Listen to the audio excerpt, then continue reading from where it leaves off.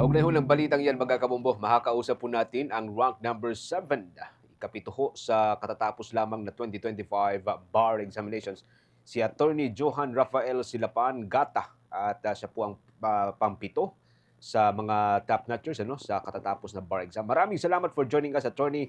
Welcome sa Bombo Radio Philippines, sa Bombo Network News. Congratulations po sa inyo, si Bombo Genesis at Bombo Jai po ito. At welcome sa Bombo Network News. Congratulations. Unang-una ho siguro, matanong na rin ho natin kung taga saan ho kayo at kung saan po kayo nagtapos bago ho kumuha ng bar exam, Attorney. Yes po. Bale, I graduated ko from University of Santo Tomas, Faculty of Civil Law, and ito po yung first take ko po ng bar. Oo. Aling bahagi ho ng exam kayo na nahirapan, Attorney? Kasi sabi ho ninyo kanina, unang take, pero naipasa ho ninyo, no? Number 7 pa po. Pero going back doon po sa naturang exam, saang part po nito kayo nahirapan or medyo nakita ko ninyo na medyo tagilid po sa, by that time or during the time na kayo po yung nag-exam, Attorney?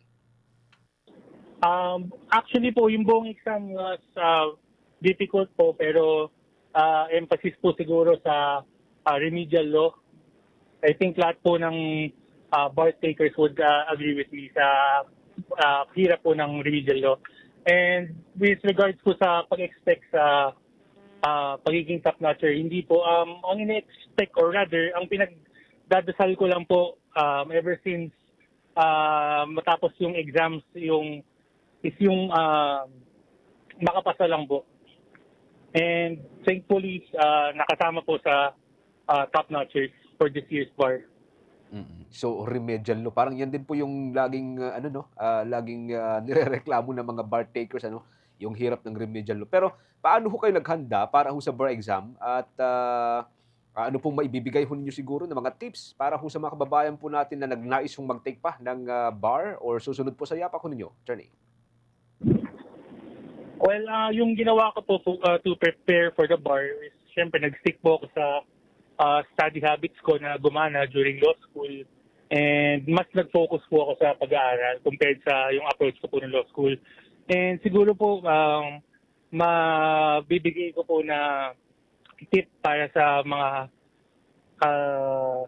gumugustong makapasok sa legal profession is maging pursigido at iwasan po yung mga distractions sa pag-aaral. Para ho sa mga kababayan po natin na nagnais din pong maging abogado. Anyway, Bombo Jai, with your questions kay Attorney? Again, congratulations, Attorney. Paano po ninyo nalaman na kayo po yung rank 7 mula sa libu-libong kumuha po ng pagsusulit?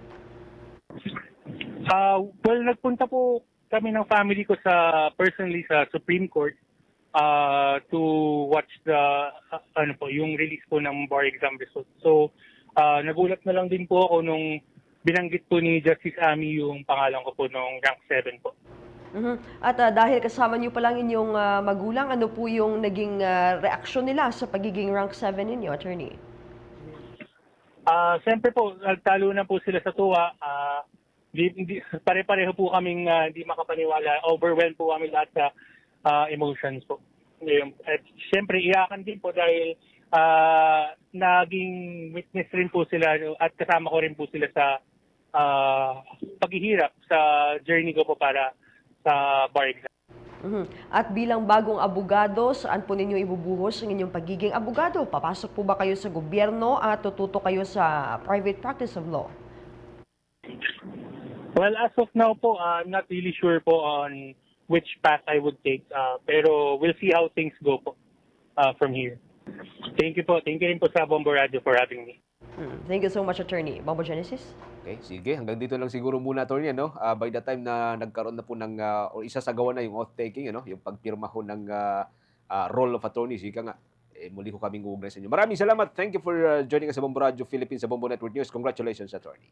Ang rank number 7, mga kabombo sa 2025 bar exam, si Attorney Johan Rafael Silapan Gata. Kaugnay pa rin po dun sa pagkakapasaho niya at pagtapa dun sa bar exam, rank number 7. Para sa pagpapatuloy ng ating balita. For the most trusted source of news and information, visit our website at www.bomboradio.com. Follow us on Bombo Radio mobile app, Facebook, YouTube, TikTok, and X, formerly Twitter. Like, share, and stay connected. Anytime, anywhere.